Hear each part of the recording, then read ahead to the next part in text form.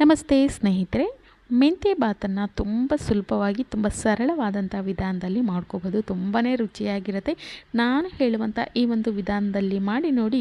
First time ನಾವು ಮೆಂತ್ಯ ಬಾತನ್ನು ಮಾಡ್ತಾಯಿದ್ದೀವಿ ಅಂದರೂ ಕೂಡ ತುಂಬಾ ರುಚಿಯಾಗಿ ಬರುತ್ತೆ. ಯಾವ ರೀತಿ ಮಾಡ್ಕೊಳ್ಳೋದು ಅಂತೇಳಿ ನೋಡ್ತಾ ಹೋಗೋಣ. ವಿಡಿಯೋ ಇಷ್ಟ ಆಯಿತು ಅಂದರೆ ಲೈಕ್ ಮಾಡಿ, ಹಾಗೆ ಸಬ್ಸ್ಕ್ರೈಬ್ ಆಗ್ತಾನೆ ವಿಡಿಯೋನ ನೋಡ್ತಾ ಇದ್ದರೆ ದಯವಿಟ್ಟು ಈಗಲೇ ಸಬ್ಸ್ಕ್ರೈಬ್ ಕೂಡ ಮಾಡ್ಕೊಳ್ಳಿ. ನೋಡಿ, ಮೊದಲನೇದಾಗಿ ನಾನಿಲ್ಲಿ ನಾವು ಮಸಾಲೆನ ರುಬ್ಕೊಳ್ಳೋದಕ್ಕೆ ಹುರ್ಕೋತಾ ಇದ್ದೀನಿ. ಅದಕ್ಕೋಸ್ಕರ ನಾನಿಲ್ಲಿ ಒಂದು ಮೀಡಿಯಮ್ ಸೈಜಿನ 3 ಈರುಳ್ಳಿಗಳನ್ನು ನಾನಿಲ್ಲಿ ಈ ರೀತಿ ಉದ್ದನ ಕಟ್ ಮಾಡಿ ಹಾಕೋತಾ ಇದ್ದೀನಿ. ನಂತರ ಇದರೊಟ್ಟಿಗೆ ಒಂದು ಟೊಮೊಟೊ, ದಪ್ಪನಾಗಿರುವಂಥ ಒಂದು ಟೊಮೊಟೊ, ಅದನ್ನು ಸಹ ಕಟ್ ಮಾಡಿ, ಜೊತೆಗೆ ಒಂದಷ್ಟು ಶುಂಠಿ ಮತ್ತು ಬೆಳ್ಳುಳ್ಳಿ ಇದನ್ನು ಕೂಡ ಸೇರಿಸ್ಕೋತಾ ಇದ್ದೀನಿ.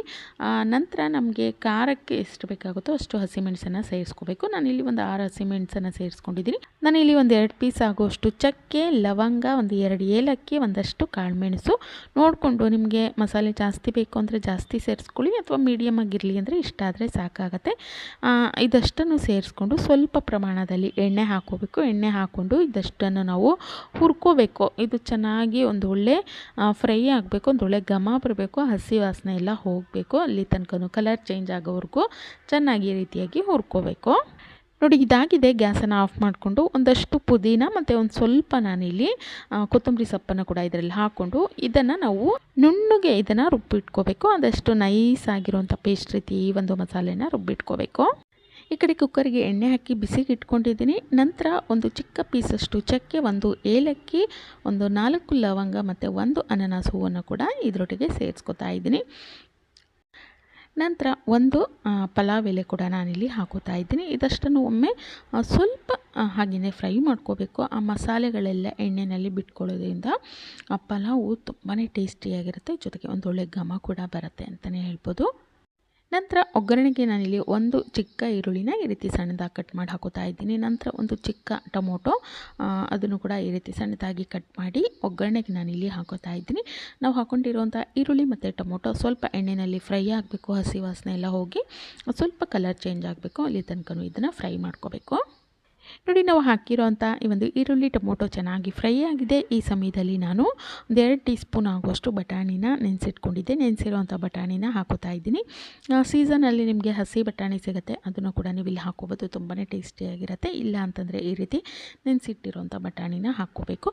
ನೋಡಿ, ಬಟಾಣಿ ಹಾಕಾದ್ಮೇಲೆ ಇದು ಸ್ವಲ್ಪ ಎಣ್ಣೆಯಲ್ಲಿ ಫ್ರೈ ಆಗಬೇಕು. ಯಾಕಂದರೆ ಬಟಾಣಿ ಬೇಗ ಬೇಯೋದಿಲ್ಲ, ಅದಕ್ಕೋಸ್ಕರ ಎಣ್ಣೆನಲ್ಲೇ ಇದನ್ನು ಒಂದು 2-3 ನಿಮಿಷ ಚೆನ್ನಾಗಿ ಹುರ್ಕೊಳ್ಳಿ. ಅದಾದ ನಂತರ ನಾನಿಲ್ಲಿ 2 ಕಟ್ಟಾಗುವಷ್ಟು ಮೆಂತ್ಯ ಸೊಪ್ಪನ್ನು ನೋಡಿ ಈ ರೀತಿ ಹೆಚ್ಚಿಲ್ಲ, ಇದನ್ನು ಬರೀ ಎಲೆ ಹಾಗೆ ಬಿಡಿಸ್ಬಿಟ್ಟು ಚೆನ್ನಾಗಿ ತೊಳೆದಿರೋ ಅಂಥ ಮೆಂತ್ಯ ಸೊಪ್ಪು ಒಂದು 2 ಕಟ್ಟಾಗುವಷ್ಟಿದೆ. ಇದನ್ನು ನಾನಿಲ್ಲಿ ಹಾಕೋತಾ ಇದ್ದೀನಿ.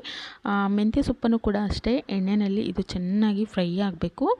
ಫ್ಲೇಮನ್ನು ಆದಷ್ಟು ಕಡಿಮೆನೇ ಇಟ್ಕೊಂಡು ಇದನ್ನ ಎಣ್ಣೆಯಲ್ಲಿ ಫ್ರೈ ಮಾಡ್ಕೋಬೇಕು. ನೋಡಿ, ನಾವು ಹಾಕಿರೋಂಥ ಮೆಂತ್ಯ ಸೊಪ್ಪು ಕೂಡ ಚೆನ್ನಾಗಿ ಬಾಡಿದೆ. ಈ ಸಮಯದಲ್ಲಿ ನಾವು ಮೊದಲೇ ಏನು ಹುರ್ಕೊಂಡು ರುಬ್ಬಿಟ್ಕೊಂಡಿದ್ವಲ್ಲ ಮಸಾಲೆ, ಅದನ್ನು ನಾನಿಲ್ಲಿ ಸೇರಿಸ್ಕೊತಾ ಇದ್ದೀನಿ. ನಂತರ ಈ ಒಂದು ಮಸಾಲೆನೂ ಕೂಡ ಇದರೊಟ್ಟಿಗೆ ಚೆನ್ನಾಗಿ ಮಿಕ್ಸ್ ಮಾಡ್ಕೊಳ್ಬೇಕು. ಅಂದರೆ ಎಣ್ಣೆಯಲ್ಲಿ ಇದನ್ನು ಕೂಡ 1 ನಿಮಿಷಗಳವರೆಗೆ ಈ ರೀತಿ ಚೆನ್ನಾಗಿ ಹುರ್ಕೊಳ್ಳಿ. ಅದಾದ ನಂತರ ಮಿಕ್ಸಿ ಜಾರ್ ಏನಿತ್ತು ಅದಕ್ಕೆ ನಾನಿಲ್ಲಿ ಒಂದು 1/4 ಲೋಟದಷ್ಟು ನೀರನ್ನು ಸೇರಿಸ್ಕೊಂಡು ಚೆನ್ನಾಗಿ ಎಲ್ಲ ಮಸಾಲೆನೂ ನೋಡಿ ಈ ರೀತಿ ತೊಳೆದ್ಬಿಟ್ಟು ಹಾಕೋತಾ ಇದ್ದೀನಿ. ನಂತರ ಕೊನೆಯಲ್ಲಿ ಸ್ವಲ್ಪ ಅರಿಶಿಣದ ಪೌಡರ್ನ ಸೇರಿಸ್ಕೊಂಡು ಅದನ್ನು ಕೂಡ ಚೆನ್ನಾಗಿ ಮಿಕ್ಸ್ ಮಾಡಿಕೊಂಡು ಇದಕ್ಕೆ ನೀರನ್ನು ಸೇರಿಸ್ಕೋಬೇಕು. ಇಲ್ಲಿ ಅಕ್ಕಿನ ಎಷ್ಟು ತೊಗೊಂಡಿರ್ತೀರೋ ಅದಕ್ಕೆ 2ರಷ್ಟು ನೀರನ್ನು ಸೇರಿಸ್ಕೋಬೇಕು. ನಾನಿಲ್ಲಿ 2 ಗ್ಲಾಸ್ ಆಗುವಷ್ಟು ಅಕ್ಕಿನ ತೊಗೊಂಡಿದ್ದೀನಿ, ಹಾಗಾಗಿ ನಾನಿಲ್ಲಿ ಒಂದು 4 ಗ್ಲಾಸ್ ಆಗುವಷ್ಟು ನೀರನ್ನು ಸೇರಿಸ್ಕೊಂಡು ಇದನ್ನು ಒಮ್ಮೆ ಚೆನ್ನಾಗಿ ರೀತಿ ಕಲಿಸ್ಕೊತಾ ಇದ್ದೀನಿ.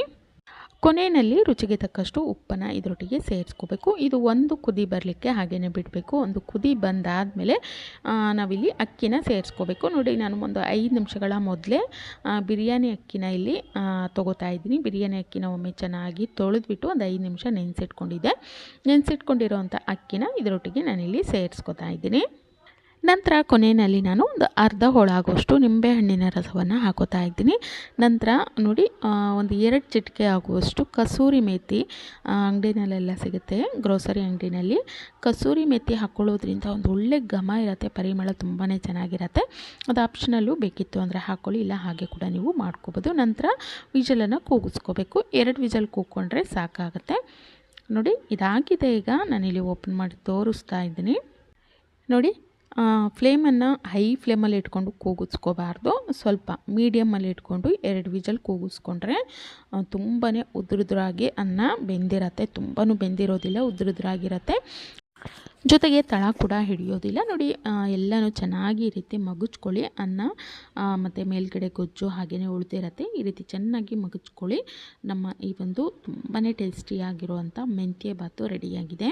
ಖಂಡಿತವಾಗ್ಲೂ ಈ ಒಂದು ವಿಧಾನದಲ್ಲಿ ಮಾಡಿ ನೋಡಿ. ನಾವು ಫಸ್ಟ್ ಟೈಮ್ ಮಾಡ್ತಾ ಇದ್ದೀವಿ ಅಂದರೂ ಕೂಡ ತುಂಬಾ ರುಚಿಯಾಗಿ ಬರುತ್ತೆ ಈ ಒಂದು ಮೆಂತ್ಯ ಬಾತ್ ರೆಸಿಪಿ ಅಂತಲೇ ಹೇಳ್ಬೋದು. ವಿಡಿಯೋ ಇಷ್ಟ ಆಗಿದೆ ಅನ್ಕೋತೀನಿ. ಇಷ್ಟ ಆಗಿತ್ತು ಅಂದರೆ ಲೈಕ್ ಮಾಡೋದನ್ನು ಮರಿಬಾರ್ದು. ವಿಡಿಯೋನ ಆದಷ್ಟು ಫ್ಯಾಮಿಲಿ ಫ್ರೆಂಡ್ ಜೊತೆ ದಯವಿಟ್ಟು ಶೇರ್ ಮಾಡ್ಕೊಳ್ಳಿ. ಖಂಡಿತವಾಗ್ಲೂ ಇದೇ ರೀತಿಯ ಮತ್ತಷ್ಟು ಹೊಸ ರೆಸಿಪಿ ವಿಡಿಯೋಗಳಿಗಾಗಿ ಸಬ್ಸ್ಕ್ರೈಬ್ ಆಗದೇ ನೋಡ್ತಾ ಇದ್ದರೆ ಈಗಲೇ ಸಬ್ಸ್ಕ್ರೈಬ್ ಕೂಡ ಮಾಡ್ಕೊಳ್ಳಿ. ಹಾಗೆ ಸಪೋರ್ಟ್ ಮಾಡಿ. Thank you.